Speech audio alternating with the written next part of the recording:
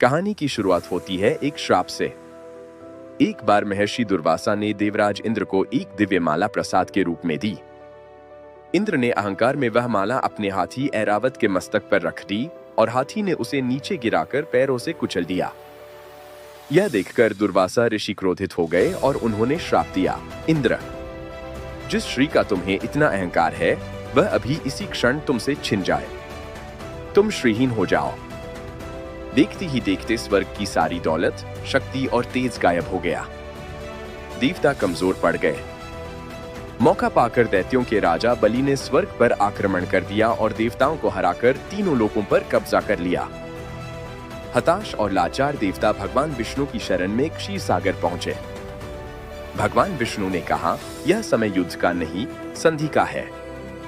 तुम्हें अमर होने के लिए अमृत की आवश्यकता है जो क्षीर सागर की गहराई में छिपा है, लेकिन तुम अकेले समुद्र मंथन नहीं कर सकते।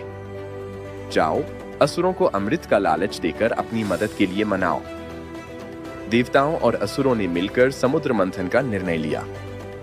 मथने के लिए मंदराचल पर्वत को उखाड़कर लाया गया और नागराज वासुकी को रस्सी बनाया गया।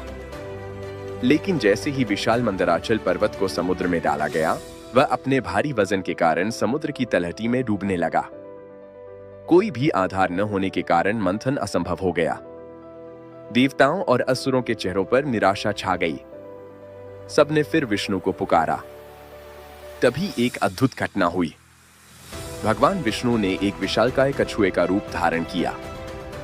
यह कोई साधारण कछुआ नहीं था, इसका आकार 1,00,000 योजन में फैला हुआ था। भगवान कूर्म चुपचाप समुद्र की गहराइयों में उतर गए।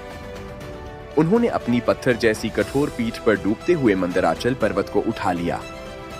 जैसे ही पर्वत उनकी पीठ पर स्थिर हुआ, वह एक धुरी की तरह घूमने लगा।